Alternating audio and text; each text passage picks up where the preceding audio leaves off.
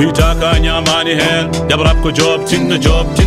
boy Jaba ko job Wonanti bena job hen Jabrap ko job tinna job boy Pama ko job Wal yaltini be albangaji Jabrap ko job tinna job boy Jaben ko job Wal be jaltinani albangaji Kona ena nanti tinna job boy Jaken ko job Il faut mi jabbito mi hebbito mi yiɗa may ko seɓɓito walla ni teɓɓito hande mami rapu ha move na ɓamto mi ɓooyi yidde rap rewde rap gemde rap ha raɓɗo yiɗi kam luttino jigi kam ha jodde laaɗe. Assalamu alaikum Raprim, assalamu alaikum bandiraɓe heɗotoɓe men partout dans le monde à travers notre chaîne, la chaîne de génération woni PPM TV. On calminama salminago teddungo on mbiyama assalamu aleykum wa rahmatullah ta'ala wa barakatuh. Sikki ala noon no kewɗen wiide ni tulten taccet yonti no dajjiten émission men kese pul dajjitaɗe paquet mbiyen jabrap ko job. Jabrap ko job ko émission mo PPM TV waɗanta men kala e saaha so tawi allahu lamɗo o jaaɓi no mbirinomi ni ala dawme c'est la surprise joni jiyen invité men walla première star men Jabrap ko job. Jabrap ko job tinna job boy Jaba ko job Mamzodi for life nigga knock shot a joni emin do a joni emin do a joni emin do a joni emin do a joni emin do ɓeydo wade tappude life mettuɗo gurdam ne ɓeydo ñappude nak shot ne metti nan ɗo ne ɓeydo fakkude hakkude jeunesse e laamu nan ɗo ne ɓeydo mettude nak shot ne heewi crise istib nan yiilo cafto walla ri citoyen no contrôlé no oto ma ala carte grise étranger yamirama e coupe séjour walla devise nak shot koko fecci c'est l'état qui le divise ɓurgo ne heewi virus yo waɗi mise à jour à cause du virus deng tout le monde devini deng nak shot ne ñangi hay ñalawma ne ñangi ala ko hay so jengi ne ñangi nak shot ne ñangi salaw ne ñangi safatane bandi garde nan guiddam jema jikku bandi mon peuple terrorisé colonisé hot life goes on nak shot ne ñangi salaw ne ñangi pop hono jiri yitere mon hey Mamzo D from Lamtoro Posti. Yo, what's up nigga? Pause. Chaque jour quand on a de crime, jeunesse yidi wourde, watte yade ne film, kambe kade ne wourde, be nokkani ne prime, kalku jeunesse fewji, lamu supprime, saha galero hell, jaran ma suzi jetta kam wone poussé, do wodi ko musé, berdi kewi mette, iblis ne wone poussé, ar yurni min, yewa no min kodri, bis nder bis, palpobe nder taxi posto be joji arab bis, wolji waɗa paaka walla tournevis so wona bone guel takko cannabis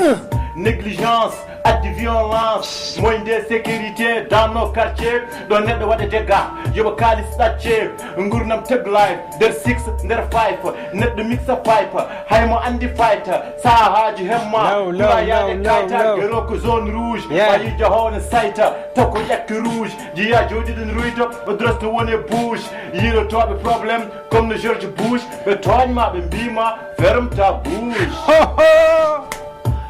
dartuɗon pause ɗon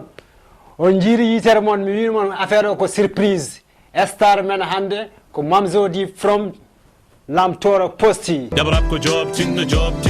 boy Jaba ko job Assalamu alaikum Mamzo D a salminama. Yo, what's up? Ayama big ziare. Corona gonden. No, corona gasi noonu quoi. Corona o gasi quoi. Donc njiri yitere mon no mbirunden ni Jabrap ko job ko hande premier invité men woni Mamzo D from Lamtoro Posti. Donc caggal nde garden eɗen kokkamo salminago sen gayni payene tribune star Mamzo D hokkuɓe bandiraɓe salminago sen gayni patene tribune star. Ko adi fo mi salmitimama kadi mi salmini aussi kala jeeɓo oɗo émission donc ko weltare mawde nde garɗon ɗo teddinirɗo kam oɗo émission. Donc bandiraɓe on naniri noppi mon donc joni paweɗon jumon payene tribune star. Jabrap ko job tinna job boy Jaba ko job Bon, sanani Lamtoro Posi fuɗɗe rap min mbawi wiidema ko ɗo tan Lamtoro Posi fuɗɗe rap par ce que minen guile min pamɗi déjà amour amen woni musique o donc min puɗɗi des années 2002 vers année 2004 en kam min puɗɗi wonde hen fixement quoi tu vois donc ce groupe a été créé par Mino, Biggie et mon cousin Lié Papis, mon en France, donc bien woni Lamtoro aussi. Bon, ça n'a ni Lamtor, woni ko inde Lamtor Siddiq Midjet, c'est grâce à son combat et dans le mot Modarino, donc nous yimɓe hewɓe ne gandi darde Modarino c'est mbiyeɗen kalɗo e ca émission, donc min ƴetti inde makko parce que koye meɗen o jeeya, donc aussi o woni groupe o. Yeah, ok, tranquille, ala problème. Ko fati hip-hop fof, je suis prêt à vous répondre kala ko ngandumi hen quoi. Jabarab ko job, tinna job boy. Jaba ko job. Andiraɓe en garti e jonde nde no mbirinomi ni star men hannde ko Mamzo D from Lamtoro Posi. Mamzo D caggal no gummiɗen e tribune star min nani mbiɗa Lamtoro to ummi e to fuɗɗi e concept o holko filti. Donc won membre ma ɗo mo kalɗa ɗo on min gandano koye membre oji mais minen nomin gandiri Lamtoro walla banggalam min gadimi andude Lamtoro ko 2 personnes woni Mamzo D wonde big duttimi kadi jimi Lamtoro ne woni 3 personnes woni Mamzo D wonde Las e big donc mbaɗa wawi haalande bandiraɓe Lamtoro degg Lamtoro ko ɗum ko holwonde Lamtoro degg par ce que parfois jiyaɓe goni ɗiɗo parfois jiyaɓe goni tato parfois kadi jiyaɓe goni goto. Yeah, bon sa famille Lamtoro Posi ko famille donc famille o kala neɗɗo jaaɗuɗo e komin mbaɗata ko donc so ari min mbiyat ɗum ko bisimilla donc comme no mbinumami nan ni groupe o créé ɗum ko min mon cousin Lié Papis omon en France joni seeram ni Moussa Dramé ɓen fof ha joni nane groupe o Moussa joni yetti banggue ménagement Papis kañum Allah waɗi France tu vois donc wona lastan yante amen après donc goɗɗen wonno amen ne wiye Oulou Mat on kadi peut être on ganda on kadi ko sehilamen so on ami d'enfance ɓen fof gari ne jantino ɗo donc ko yahat yimɓe ne jaaha ha ɓooya donc so miijoji certi tu vois donc kammo miijo mum yaadani ko Lamtoro Posi woni e dow mum ko donc so yii kadi minen kadi komin Lamtoro Posi minen tan komin jibi ɗon quoi tu vois. Bon min paami mais Lamtoro émission badirɗen ɗum ganduɗa hoorema pour kala kumpaɗo ko fate Lamtoro aɗa andi yimɓeɓe ko haaloɓe donc hunde wawata leerde tan ko pulaar wiya ko konngol ñaƴat kay hunde ko jomum donc ne waɗi minen komin namdoto ne waɗi kadi ko public o walla mbiyen kadi fansuji mon ne jiiɗi humpitade deggantani Lamtoro Posi quoi donc on ko kalɗa mais banggalam min ha joni hunde en ñibɓiɗo aussi quoi mbeɗa yiiɗi andude oɗo Las MC par ce que mi yii premiére mbiɗa wawi wiide son mon oɗo 2018 woni Black Revolution Black Revolution ko onon tata ɓe an e big wonde Las MC donc en jii son waɗi faya waɗi buzz no fewi quoi mais yii instant goto kadi parfois kadi no mbirumami ni kadi min jiiya kadi an e big mais parfois kadi par ce que oɗo recherche momin mbaɗɗo e nder morceau ji mon ko ɓuuri hewde min jiiya tan ko son uji ma an goto quoi solo quoi son uji ɓurɗi hewde walla son uji ɓurɗi hewde clip ko son uji ma an tan quoi son uji mon onon 3 membre ɓe walla onon ɗiɗo ɓe hewani quoi holko saabi ɗum walla soit ka jiɗɗo waɗoyde carrière solo walla ganduɗa hoorema ko yimɓe ne gonda mais no mbirɗani taw miijoji ne certi miijoji jiida walla aɗa jogui doute walla sikki e clan o wawa yaade walla jogui doute ko ma mbaɗa an goto son ma mbawa fewnitade par rapport mbadda e kamɓe foof quoi haala min ɗon seeɗa o bon oɗo question comme no mbiɗa ni yimɓe hewɓe jiiɗi andude ce qui se passe donc Lamtoro Posi comme no mbinomami ni donc minen ha joni Lamtoro Posi no woodi donc way kene famille ni donc galle mawɗo no woodi ha joni donc gallo yi ha mawni goto amen foof no wawi joñade banggue est ce que a faami Sinthiou joni min komi cincuɗo mbi ɓuuri hettude ko keeyidi tu vois las ko yamin wonduno tu vois donc à fur et à mesure nder hen donc il a préféré partir donc et puis o yew waɗe en solo donc minen Lamtoro Posi créé ɗum ɓe minen ha joni no woodi ha janggo kadi no woodi donc sa kadi son uji am nan nder hen donc moi j'ai le droit de faire mes sons en solo big ne jogui son uji solo big ɓuuri kam hewde son uji solo tu vois donc min kam mo jogui mes vidéo en solo big ne jogui ses vidéo en solo mais so liggey Lamtoro Posi yonti ko Lamtoro Posi forentata waɗa liggey mum est ce que a faami yaltina tu vois donc min mboɗo jogui kadi mais truc à part big ne jogui ses truc à part wadde somi faami ha joni Lamtoro Posi kamɓe tata ɓe walla big ne wonde Mamzo e Las ha joni ko ko même gew woni quoi. Non, lamtoro posi ko bige momzo comme no bini mam joni. Las ko minin gadduno amen donc der on moment donné kanko nyaagi yaati tu vois. Donc kanko yom ya. On hetta bangi mako mo dutto to mino. Donc il est parti mais bige momzo a joni keddi. Tu vois, a joni keddi bigno wonko keydi min gom ko nakshot pour liggo me son bige liggo se son. So liggéey l'entreprise yonti min nenti min mbaɗa liggéey l'entreprise. Bon mi faami mais kadi ha joni ko mbimi ko tan minen komin nanoɓe tan walla komin wiyata min namde aussi quoi. Kadi won wiɓe min an ka nanɗo goto gunɗo pour pamodira e membre uji ma c'est pas quelque chose de facile quoi. Est ce que aɗa wawi haalande yimɓeɓe ko wiyete e ma ko walla ko guiñete e ma ko ene woodi walla wodani quoi. Par ce que ɓe mbiyan a wawa ka nanɗo goto gunɗo hoore a welani wondude quoi. Donc mbita wiyoɓe noon ɓe holko mbawɗa wiideɓe quoi. Bon min membre jam mbita noon quoi tu vois. Donc membre jam so jooɗima kaali ɗum ɗon firti ko wonti goɗɗum quoi. Non wona membre uji ma ko yimɓe ɓe kay ɓe gandaɓe jinɓe gandina ko. Jimmi rek famindem rek membre jam mo gonnumi ɓe mbita noon par ce que min gemmi ko liggey nder liggey y a pas de sentiment y a pas de ceedagal y a pas de frère instant liggey ko instant liggey. Donc, jimmi yimɓe mbaɗa e koye mumen par ce que le rap jaggirum ɗum min c'est un boulot pour moi job. Donc job o kadi mboɗo mbuɗa yaltude hen tu vois. Ensuite kadi yimɓe kadi so mbi kadi min komi neɗɗo compliqué walla neɗɗo ni en ɗum ɓe jiyat ɗum koye son ujam no kaldami ni no jarami ni donc ɓe jugir kam noon tu vois. Ɗum ko musique o namdi ɗum mboɗo rokku ɗum tu vois. Mais yimɓe mo gonnami ɓe entourage am sehlaɓam leegalam min ko ɓen mbawi jugemi quoi. Mais les autres là kalat tan et puis ɗum kadi donc bandiraɓe ɓe gandano Mamzody mi sikki rek ko mbiɗen ko konngol ñaajake hunde ko jomum on gandi holgonɗo mama Mamzody woto jugémo e son uji jugémo minen ɗo min gardi min tawi ɗo ko Mamzody goɗɗo dartoɗo ne defulo e son uji mum wonama min tawi ɗo e Mamzody somin mbi Mamzody walla somin mbi lamtoro min ɓuuri andude lamtoro ko kahiji. Donc ko toon sinka ko toon forma hunde fof ko toon base ko toon woni quoi. Waɗi ne instant goto sa wi kahay tan mbiyata ko lamtoro posti mais waɗi saaha goto kadi e nder dimɓe min nattinan toon lamtoro posti holko saabi ɗum ko yaade ha ɓooyi hankadi manggu naati walla hankadi gambre naati walla cardiral waɗi walla donc mbawɗa famminde yimɓe darde mon wonnode e dimɓe nde yi ha ɓo yimɓe nattinan ɗum holko heewi ɗon ko. Bon peut-être que an woni mo wonane temps tu vois mais lamtoro posti meɗaw ko jungo mum. Ça a les reprises en général. Ça veut dire que ma yi en l'entreprise, tu vois. Parce que l'entreprise, tu vois, non, l'entreprise n'a jamais baissé les bras, quoi, tu vois. Chaque jour, il y a un temps, et puis il y a une barre de production, et puis si on a big commune, si on a mine, si on a big et mine, l'entreprise. Donc, il faut que tu quoi, tu vois, toujours, il y a un consommateur qui a des quoi. Donc no mbirɗa min mi namdaki ko yimɓe namdoto en tant que sen mbi lamtoro min mbiɗa andi wonko gandimi lamtoro mbiɗa andi lamtoro kadi ko yimɓe salotoɓe ko lamtoro kadi aussi ko yimɓe kadi ñafoɓe no fewi quoi. Donc lamtoro mbiɗa yiɗi namdade ma oɗo son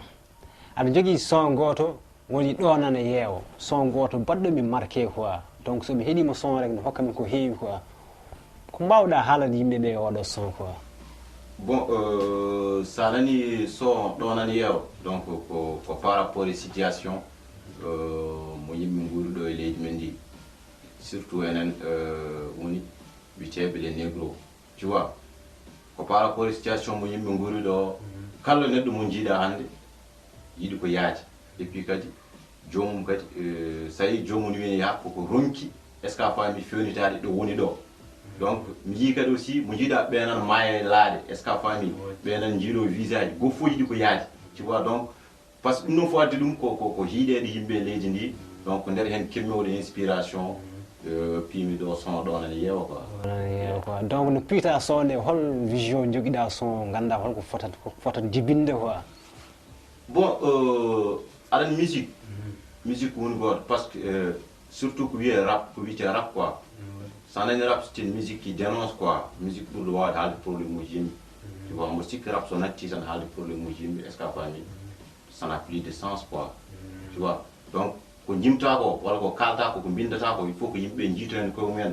Donc, il y a un peu de temps. Tu vois, parce que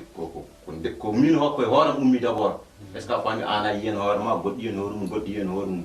tu vois parce que mon jida fo andi jaune didi ko yaade parce que jomum ko ronki fenta do tu vois dum baddi do nan yow mbadanno son so yalti donc ma marqué yimbe be et puis c'est ça quoi. Bon son machallah waɗi fayida bandiraɓe no mbirnom ni aussi quoi ha joni jiɗɗa nanggo hunde raw lawol yo yaaru yesso aussi quoi ko namde donc woni émission men jaɓrab ko job sur PPM TV amin ñaagui kadi bandiraɓe yo mbaɗa partagé mbaɗa commentaire mbaɗa aimé aussi mbata émission no wawa yaarude yesso aussi quoi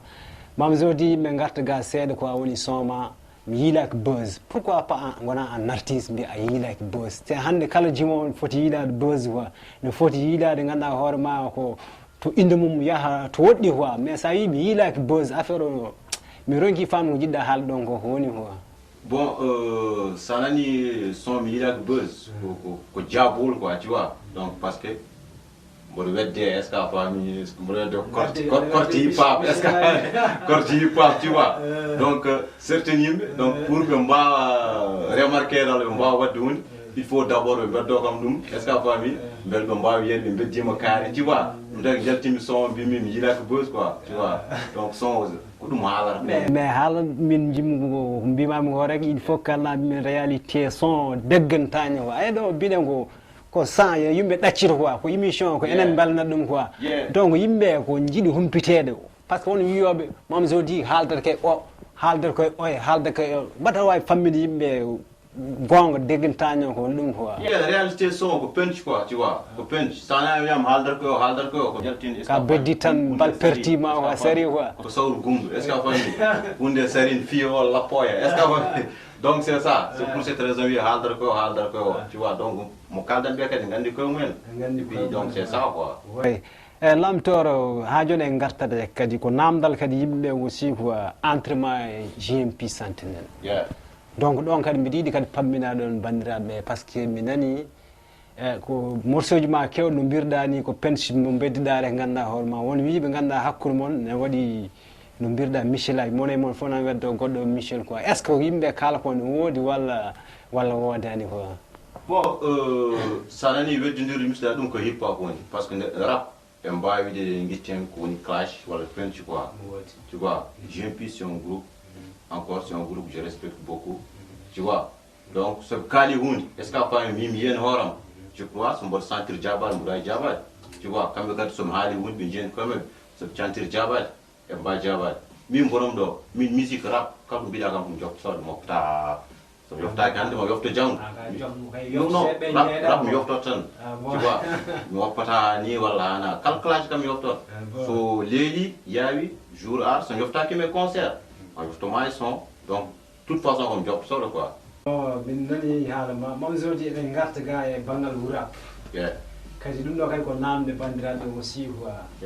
par ce que wurap eɗen gandi ko association goto rapdim kañum waɗi ɗum aussi quoi e nder wurap par ce que ñanden walla waɗino haala seeɗa quoi min ganda noon e nder wurap min nani a ari aɗa defulo hen aɗa haala ko belɗa ganduɗa hoore ma mbeɗa wawi famminde bandiraɓe hol on probléme gonɗo ɗon ko hobro donc so mbi wurap ko rap rime quoi donc so yi ha waɗi mukuña walla goto men yi hen ko fewnitaki ɗum aussi quoi haali ko yimɓe dal jiiɗi humpitani bandiraɓe paama ko woni ɗon ko woni quoi. nder wurap min mi meeɗa arde mboɗo defulo e les artistes moɓe nder forum wurap tu vois donc a haalnata kam holmo jogdi holmo neɗɗo mo ndefuni non awa e nder wurap fami donc hol neɗɗo mo mbaddumi ɗon donc après mi haalanma ko addi ɗum minen mbiya noon mbadda e nder wurap eɗen jogui en groupe wurap garɗa defulɗa hen kalɗa hen ko belɗa gaynoɗa jaada jaltiɗa donc e nder hen waɗi plonique seeɗa yimɓe quoi en mbiya ko ga haala to haala ay koye rap rime gonɗen quoi en lernan hunde ha leera quoi donc en ñiɓɓi en gonnata eɗen ñiɓɓini affaire o ko il faut kalnen yimɓeɓe ha leera quoi donc heewi eɗen mbaɗa échange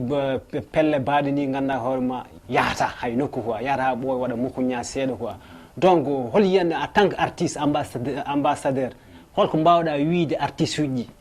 donc nder wurop ko wiyete mi defulim ɗon ko mi defulaki nder wurop nangidirnoɓe ɗon koye Cheikh Baɓe est ce que a faami beaucoup de personnes nan ɗon gandimo an warma wasata oɗo andimo hay sa andama nanimo tu vois donc adduno problème o ko hollum ɓe keriɗo mi anda ko instant goto mi anda ɓe mbaɗi ɗo y avait un son mi anda ko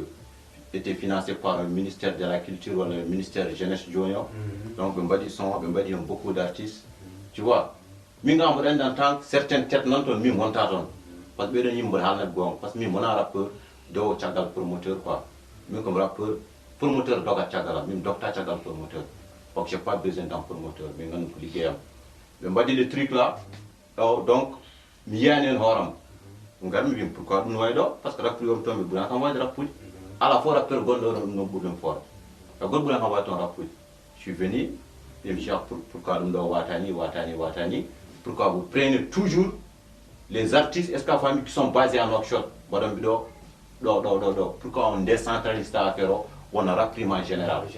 tu vois wi kam non mi waɗi ɗo affaire o ɗum ɗon addi ɗum ɗon quoi parce que ensuite par ce que neɗɗo sa woni rappeur sa yi ko gonga haalat tu vois rappeur uji nuɗɗini ɗon tu vois par ce que ko ɗaminiɓe nawede concert aji walla weddede to walla weddede gay est ce que a fami en dokke ujunaji 5 hay goto haalani après mine chèque min kal ɗon mbi mburok ko fenan won ɗon min wawa wonde ɗon donc cuutumi jaltumi jani lawalam welani kam bon min paami noon garten seeɗa rek côté cheikh baby so yimɓe mbi cheikh baby ene famni mo anda cheikh baby kono min hoore haymo yaade mbaɗo nani ummani mum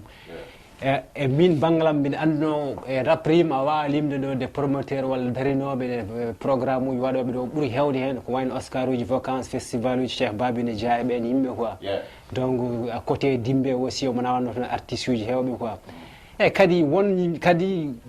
amin jogui walla amin nani kadi ganduɗa hoorema entraînement cheikh baby ko hunde ganduɗa hoorema wonde kerejiɗo ɓooyi quoi est ce que wona on en ha joni ruttiti ga quoi ɗum ɗon foof nan ɗon par ce que ay sa nani entre mine cheikh baby wona entre mine cheikh baby il faut que rappeur uji goto fof uddita hakkillal mum guddigal ngal uddita ɗum ko entre rapprime et cheikh baby n'est pas là pour pousser rapprime haya avant parce que a faami yilto ko ñamde rappuji parce que moi waɗi festival mo waɗandi ɗum ɗo jiwona ballal quoi non je le connais wona festival makko c'est festival ko festival amen wonno cheikh baby ko minen liggottono wonno ko manager amen tu vois min ligguido tawi amen komin mbaɗa festival amen tu vois donc ɓe mbimo donc comme joni o woni manager en tant que keyinajo aussi yo ar o walla amen wadde festival o emin mbaɗa festival o nder hen tu vois y avait un moment donné min finance a xaalis o wonno ko 600 000 oublié parce que kalami ɗo ko fof node preuve aji parce que chaque haala foof est ce que a fami node jour mum moi je suis un homme très patient mi heppani quoi min finance a 600 000 je lui dis prends les 200 000 oublié 200 000 goɗɗi ɗi mbaɗen e festival o 200 000 goɗɗi ɗi mbaɗen ɗum e album amen nden album amen so yaltuji on s'est mis d' accord dokka 200 000 rokka est ce que a fami min mbaɗi festival amen ha gasi min gummi toon min garani ɗo le 200 000 ugi ala pour min mbaɗa ɗum e album amen tu vois min tawi 200 000 ɗi ala ɗon est ce que a fami o waɗi ɗum e mayru ɗon addi haare amen ko haalis rendini amen sa ñami haalis amen kaɓat tu vois ɗum noon noon haare nde ɗon dogi yimɓe ne jaa par ce que yimɓe sont hypocrite est ce que a fami ɓe jooɗo caggal mbiya mamzo wini mamzo waɗini mamzo c'est un non problématique mine probléme goto mi ala calɗum ko fenani aɗum hande noon sa woni kaalo gonga aɗa saɗi fenani tu veux que les choses jaara yaas fayda hunde fof mbiɗa ka bonɗo mbiɗa ka ni tu vois mimo kamɓe fof ko tooñi kam hay goto meeɗa toñde mo kamɓe fof ko tooñi kam entourage am aussi ne andi yimɓe gonnan ɓene gandi tu vois donc c'est ça cheikh baby ɗum woni probléme amen bon somin paami bandiraɓe humponoɓe walla mbiyen humponoɓe lamtoro posti hakkude cheikh baby ko rapprime aussi quoi ko ɗum kadi nafat artiste o aussi quoi so yimɓe ne kaala caggal mum ko yimɓe ganda aussi artiste so joƴƴina wawa lerande ɗum yimɓe aussi quoi donc garten ga seeɗa quoi côté lamtoro posti aussi lamtoro posti no mbiruɗani big nani ka heyɗi an aɗana ga quoi mbete côté liggey moon watta probléme quoi en tant que membre manan to an aɗana ga quoi holno jiruɗa ɗum comme no mbinumami nani rek par ce que minen mi mooyi big holko woni e hoore makko taw ala e hooram min holko woni e hooram taw ala e hoore big yimɓe fof kadi ne gandi kadi ko yimɓe nguuri e rapport ɗo e Mauritanie ko tu vois donc ɗum ɗon hatta big wonde to walla hatta kam min wonde ga par ce que aduna o hankandi natti darade ko fof woni koye dogde tu vois min mboɗon ɗo mboɗo liggo mboɗo waɗa mes truc big aussi est là bas il fait ses trucs, il regarde mes trucs en solo, Bigo monte ses trucs en solo, mais ce jour yonti l'entrepôt yonti des albums, yonti des mixtapes, mais dans 1 mois, 2 mois on fait ça et puis voilà quoi, tu vois. Donc c'est comme ça que les choses marchent. Est-ce que famille? Donc Big on dit mime wonodo comme Big ligota, mime ligota, tu vois. Alors dit ça, c'est pas bon quoi. Donc il faut ligo, quoi il faut ligo en solo. Donc il y a le produit. Donc pour faire vivre le groupe. Donc c'est ça. Donc bin parmi halaka le fait et Mamzo dit aussi ben nuttoga aussi quoi be nanoma hol succès rek men don hebde wala lamtor meni hebde ha tini hemi succès quoi. Bon succès bon mi anda succès quoi. Donc artiste no jogo nyalaw mum dan heba ganda horma succès ko wa yejide der carrière mum aussi quoi taw ko belama ma wa yejide carrière ma quoi. Mi anda succès quoi, tu vois. Mi ngandum ko rap. Est-ce que famille succès o soit to hebe taw. Succès o goldum ko yimbe kalat ko naate mentalité jimbe. Est-ce que famille artiste kabata succès to anko kalta ko est-ce que famille ko jidda famille yimbe yo pato est-ce que famille yimbe payaton en tant que yimbe a yettinan don yimbe andana so succès wana andede wullede non pour amino quoi. Donc holko woni succès waddi pour ganda ko woni succès be pam holko woni succès ko message ma o naate ko yimbe est-ce que famille ko kalta ko yimbe utilise dum mais en so woni ko kalta ko ha joni yimbe ko yimbe wala pamanto ana so wata e dar taw e carrière ma tu vois ande de webi pour pia soin gotel il faut kala alma c'est facile tu vois pour amener on a de bon succès wadde sen pamen pami ya hali woni succès o donc ha joni we lamtoro yimbe nutto aussi quoi. Donc hol projet ji gondon au instant bon mi jombo jogi un projet nando projet déjà ko gasi nando nder wodo ordinateur mu kucciden do c'est un maxi album wala album ga nando toro wala ko Mamzo di projet en solo projet quoi. ko minot dum c'est mon projet en solo. Pourquoi jetda projet en solo quoi? Bon kadi ha joni goni ko ruta tiagal tu vois comme no bima mini tu vois Big est là-bas, je suis là. Donc j'ai le droit de produire, j'ai le droit de produire. Est-ce que la famille Big a le droit de produire c'est atteint? Est-ce que la famille? Donc ha joni ko elam proposé wana. Donc comme cintu gars mahim gars gal kas est-ce que la famille mais gal modo nangay. Donc c'est ça. Est-ce que nous yimbe be jirta dum autre chose aussi quoi? Bon membre ma on tan gona Gambia gonda projet solo donc al hakillaji jida aussi quoi. Pour pamina yimbe rek ganda ti ko jidda wadde ko walla ko lamtoro woni dow mum ko woni quoi pamminabe quoi. Bon yimbe il faut fama nder musique ko min ko jogi ko jeeymi est-ce que famille membre am ne jogi ko jeeyi lamtoro posi rendi ko jeeyi ko tu vois donc ko jeeymi ko j'ai le droit de le faire ko jogi droit wadde dum ko goddo yidi wadde ko kadi jogi droit kadi wadde dum quoi tu vois. Donc c'est ça il faut que yimbe mbadmi on mayno jumen pourtant mi yatni album wala mi yatni 5 album donc groupe natti wadde non wona non ko jogi temps liggaade est-ce que famille bodo hattani bodo wawan wala goddo jogi temps liggaade hattani wawan nakka travailler donc pour jodade a likkuta ta goddo likkuta. Donc c'est ça. Min paami don donc eden garta kadi bandirabe ga seede côté kadi temmono odo jasbe leñol en chaque fois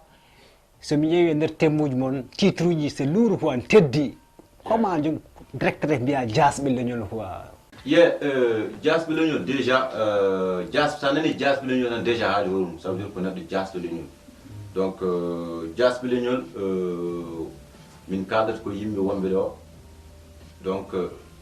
utilise tebe est-ce que famille mo système o utilisate be enen jagga enen ngara ene njara ƴiƴe meje bandiraɓe mumen sababu ni jawdi est-ce que famille donc comme genre Moussa Ndiayen wobbe min limti wobbe gassa se mbiri limte gassata donc ɗum rokki amin oɗon idée hamin mbawi windude jasɓe leñol donc mi mbima ko jasɓe leñol première partie donc heddi partie goɗɗi coarata donc leñol ngol heewi jasɓe est-ce que famille promoteur uji ko jasɓe est-ce que famille promoteur uji ko jasɓe leñol hay MC ji feyi ko ji ko jasɓe leñol tu vois donc wiyoɓe ne kaɓano leñol ɓe taw koye dow fenade goni est-ce que famille ɓen fof ko jasɓe leñol donc so jour o yonti ɓen fof momin tawa ɓe ɓe goni ɗo donc c'est ça par ce que jasɓe leñol ko son uji ha heewi gasta donc c'est ça haɗan tan wonɓe étaɓe liggontoɓe étaɓe haɗan tan ɓe ɗon quoi hijja heewi donc jiɗɗo o donc somi faami jasɓe leñol ha jongo ɗon keddoɗen donc sa yiiɗi leñol ma holno mbayata wadde bon en tant que a wi jasɓe leñol donc moƴƴuɓe leñol ɓe wadde holno poti wadde donc neɗɗo sa yiiɗi leñol ma donc to wontane ɗemgal quoi il faut ko leñol woto ko jaranma est ce que a faami jiɗɗo leñol mum daroto est ce que a faami haɓe pour ɓamtare leñol mum mais neɗɗo jiɗɗo leñol mum garo ene liggoro leñol mum beele yo yiire mballa wella yo dañ hen donc on foti wiyede ko jasto leñol on fotani wiyede guendiyanke walla guiɗo leñol tu vois donc c'est ça jiɗɗo leñol mum haɓete a yimɓe ganda oɗo haɓanama leñol mum et puis darani en wutti mbayano Mamadou Samba Diop murtude ni tu vois donc on ko real nigga bon somin paami ɗon walla mbiyen bandiraɓe aussi paami ɗon ha joni ko jab rap ko job mi yinmon rap ko job donc pawe ɗum feɗen mon ha joni ken keddiɗen quoi eɗen garda kadi e oɗo son mon oɗo woni Black Revolution ko son goto baɗɗo min marqué quoi te hay jour son no watte clip nde min mbi tawa ɗum quoi te jour son machallah min jii de artiste uji hawɓe nottima hen quoi gari tawtorama donc mbaɗi hen juuɗe men e darde men on jour holko no jiiɗon artiste uji hono mon walla hip hop manuji hono mon gari tawtora ñalawma on holno waye mon on jour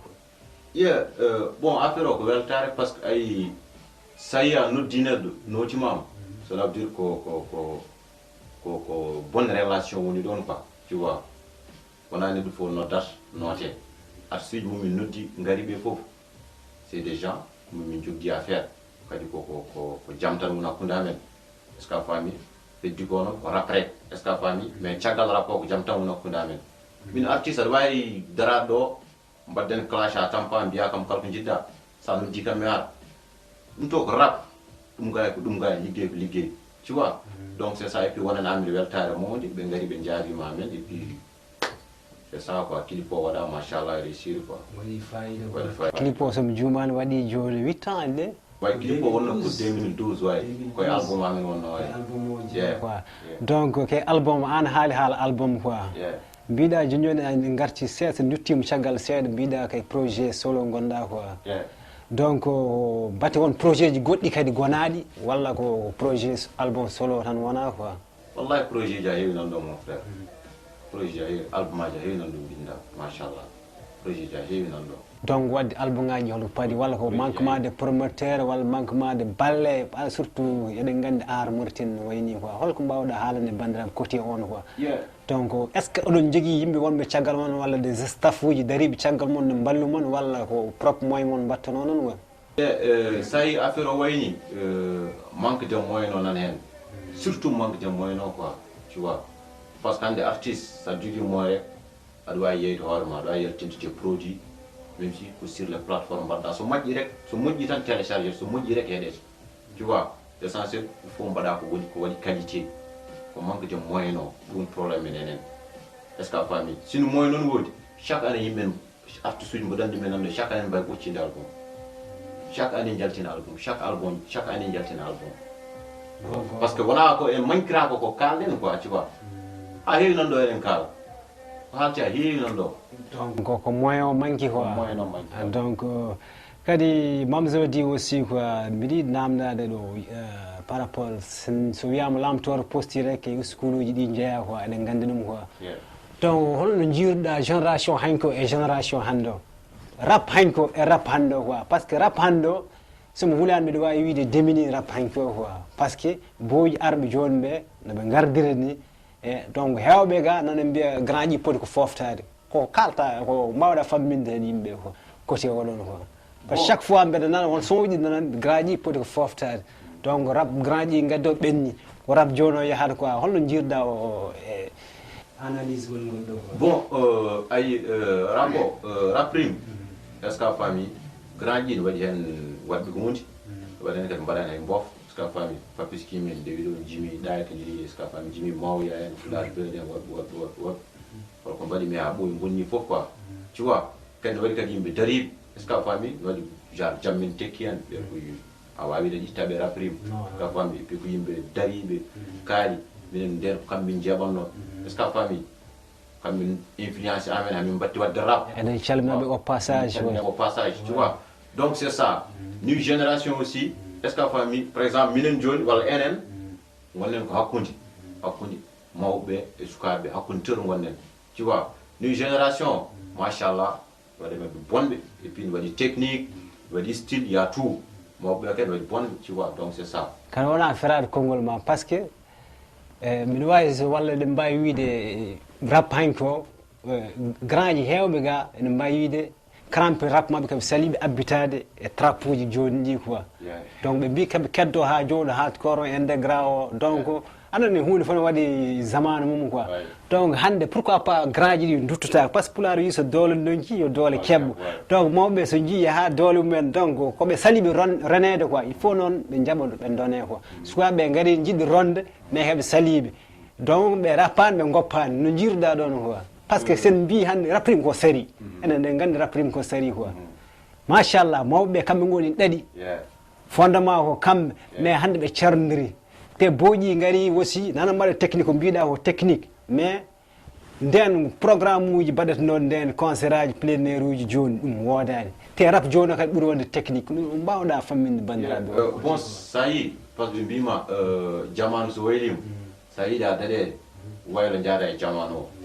est ce que a faami trap ko rap est ce que a faami deri sawas fof ko rap an ka mawɗo ko underground mbaɗanɗa trap o ari pour waɗoɓe trap ɓe est ce que a faami mbaɗa wawi trap min mbaɗa waɗa trap mbi fiya trap waɗoɓe trap ɓe kadi gandi kadi mbaɗa waɗa trap pour waɗa fof underground ganda gata mbaɗen joni ga l' essentiel ko bindata ko yo laaɓ to pawata ɗum ɗo laaɓa yimɓe nana ko kalta ko pour min yiyandam ko ɗum foti waade quoi tu vois donc sa wi tan a heddo tan e underground hay underground ko ala ɓuri ɗum welde tu vois ala fof ɓuri ɗum welde mais sa dañi kadi wadde kadi trap o beele mbawa fottude ɓeyto yimɓe haydara bonnata quoi par ce que tu vas gagner élargir ton public donc c'est ça quoi so min nani min paami lamtoro donc lamtoro émission oɗo Jab Rap ko Job émission mo PPM TV waɗata kala saaha walla chaque 2 semaines eɗen mbaɗa émission wonen ɗo ko rap en mbiyan tan rapri mbiɗen ko rap no wono rap ko international donc wasta wonɓe caggal leydi walla won côté ji goɗɗi ɗi jiiɗa participe hen en mbawata wiide ala par ce que damal ngal ko udditi aussi quoi holno jiiruɗa oɗo concept Jab Rap ko Job bon Jab Rap ko Job et puis enen fof jaɓen rap ko job respecten rap ko job donc concept o ko c'est trop nice kadi mbawmi tan wiide tan ko yo Allah nawru ɗum yeeso et puis ha ɓuuruɗo mbatten émission ngaji taw ko plateau ji mawɗi mbatten wadde ko anti quoi ko ɗum tan ñagotomi kadi ko tinnare tan mbaɗon ɗo ko yaɓani wona neɗɗo fof tan ummoto tan yaha waɗiya ce genre d' émission ala financement ala haydara offa haji mum ha to waɗa ko anti quoi donc ko ɗum ɗon tan ñagotomi Allah affaire o yo yaaru yeeso donc yo yaaru yeeso hokkumin dernière mbaynigo ma walla dernière message mo hokkata yimɓeɓe ko ɗum bon dernier message o mo dokkam yimɓeɓe donc yimɓeɓe yo paam mamzoji wona neɗɗo problématique donc komi artiste komi rappeur oɗo rokka rap o ko foti rokkede ko caggal rap o ko caggal rap o donc il faut ko yimɓe mbaɗɗum e maniji men kadi inchallah après confinement o eɗen jogui projet ji nanɗo koko garata Europe ça va péter inchallah ça va péter donc bandiraɓe ko alata yano artiste wonno émission men Jab Rap ko Job waktuji gasi hallaaɓi amin mbiya rek bandiraɓe mbaɗe partagé mbaɗon aimé mbaɗon commentaire uji namdoɗon min hol artiste aji ɗi jiɗɗon min invité donc onon ƴettat choix ji moon min gara min mbaɗa mon aussi quoi to caméra o noon mbiyen Demba Sall e Gilles Kouyaté réalisation aussi Gilles Kouyaté amin mbiyamo kadi min jii darde makko nde wonnoon ko neɗɗo jiɗɗo art ko kanko ƴetti moyen ji makko foof ganda hoorema wi émission yiɗi foof waɗe gam yidde leñol mum nde wonno ɓe mbi hubbul watan minel iman wadde laaɓi min aɗa yiɗi leñol ma amin kadi mbiya bandiraɓe jagguɓe émission ɓe foof aussi quoi ko wayno Babuli Outlook en jejjitanimo ko wayno Abda MC en jejjitanimo ko wayno Hame Fall ko wayno MC Malle ko wayno Advasi DJ Laus ko wayno Malba mo Jammen Teki ko wayno Big César mo yonta men kamɓe fof ɓe jaggui hen donc émission o nani ko artiste uji foof jeeyi so wona mbiɗo sohlani min jetto ɗum kala momin sentiri public o no namdi ɗum mamin gar min jaɓɓa koyɗe mum koyɗe amen ha jomum min jetto min mbaɗanmo ala faya ala bombo naya donc cewgal laaci mbarodi wonno ɗo émission Job rap ko job piruji ɗi kene di kuuje hayso jiiɗi haalde gonga jiita kene tarto e yeesam koɓe rewɓe ɓe foɗat gude tarto rap ma ko coppi collé sinno woppu rap mbaɗa coupé décalé flow ma ne faibli hay sene waɗe mix ma fooɗe décalé saɗa rappa a forsat e ley garaɗo asma mbiyeɓe mboɗom ga mboɗo laamo asma ɓe to ko poɗan to ko min mi diwi toon deedi mabɓe jiya doga mam so ari toon fey ko yo diw yo ummoye jabbere nde wulloɓe ɓe ma ndeeƴ maɓe gartir jabbere nde waɓe ne ganda to goni gonga ma yalti joni mi rappi guila hanki mbimboyi bamde ɗi manantu coyi deftel mabɓe seede vrai coyi mi rentema jamais ɗum ɓooyi harde fuddaki ko ɓooyi mbiyeɓe mi arti ɓe maayi gotere sen potti a fayi sammi mbima kam a fuuyi sa ñembino kam ɗum ɓuuri rappama dalɗo histori mino ko big papa sa yiɗi yiidemi kom isti jo